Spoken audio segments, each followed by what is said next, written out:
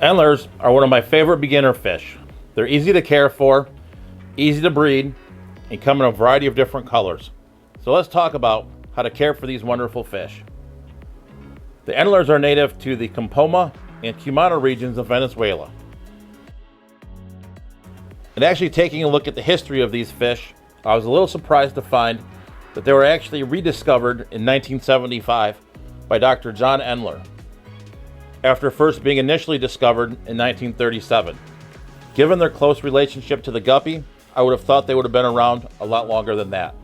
While they're not listed on the IUCN Red List, Endlers are in danger of extinction by pollution and habitat destruction. So it's definitely important for us aquarists to keep these fish around. One of my favorite things about Endlers is how hardy they are. They can thrive in a wide variety of temperatures from 68 to 84 degrees Fahrenheit, which is a wider range than most of your aquarium fish, which are generally between 75 to 82. Unlike most of their Livebearer cousins, they can handle a pH range from 5.5 all the way to 8.4. These fish will get about 3/4 of an inch to 2 inches long, with the female being larger and the males being smaller, which is a great size for your 10-gallon tank. To avoid bullying of the females, you should stock one male to every 2 to 3 females. While they are one of the most hardy species in the aquarium trade, you still need to provide Endlers with adequate filtration. I prefer to use sponge filters. Personally, I'm a fan of the Aquarium Co-op brand with its core sponge, which extends the times between cleanings and still offers all of the benefits you'd get with any other sponge filter. But if you do planning on using a hang-on back or canister filter, I would highly recommend an intake sponge to eliminate fry and smaller adults from being sucked into filter intakes. Starting with a healthy specimen is key to keeping your Endlers healthy. So I would make sure to avoid fish that have lesions,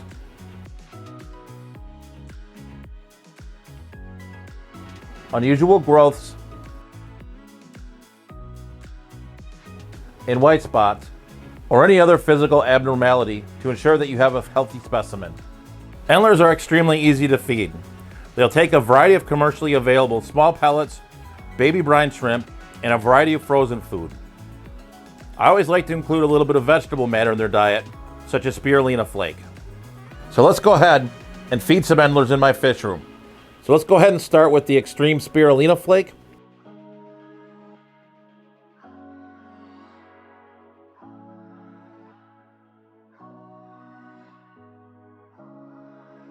So let's go ahead now and feed the extreme nano.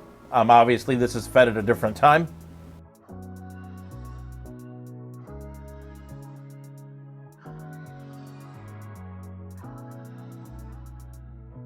So now let's go ahead and feed some brine shrimp. I have the Aquarium Co-op brine shrimp here.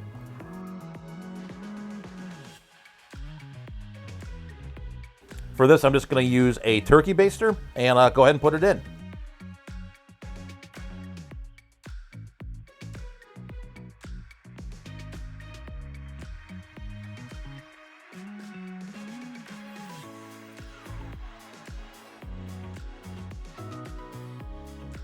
Given their small size, you shouldn't keep Endlers with larger fish that would consider them a snack.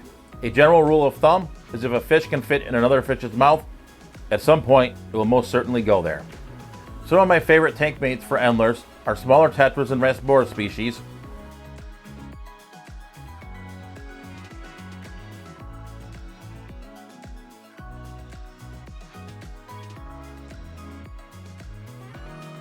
Cory catfish,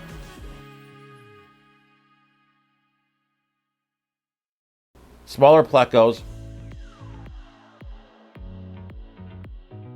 and many of your other non-aggressive community type fish. Endlers also do great with plants and are shrimp safe. I would not keep this fish with guppies or mollies since they can interbreed, but they would do okay with swordtails and platies. Endlers are not aggressive and will not bother other tank mates. Endlers are easy to breed, as we mentioned earlier.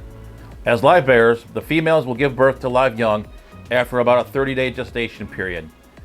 Telling males and females apart is actually quite easy. The males are smaller, more colorful, and possess a stick-like appendage near their anal fin called a gonopodium. The females are larger, more drab, and do not possess the gonopodium. To avoid predation, I'd provide plenty of cover for the fry to hide in. Plants like hornwort and guppy grass are some of my favorites. Since we are talking about breeding, you most certainly will come across Endlers of different classifications, either N, P, or K. These refer to the genetic purity of the fish. So an N-class Endler is defined as a fish that would come from Venezuela and considered the purest genetic form. A P-class Endler is like the pure forms, but its genetic origin is unknown. K-class is a fish born of hybrids or crossbred fish, much like a lot of fish that were bred with guppies, for example. This does become important if you are looking to breed fish and sell these fish. As we mentioned earlier, Endlers do have some environmental risk in their natural environment. So if you have an Endler with a specific location, you should take care not to cross that fish with any of the other Endlers or guppies that you may have in your fish room. I would personally put them in their own species only tank.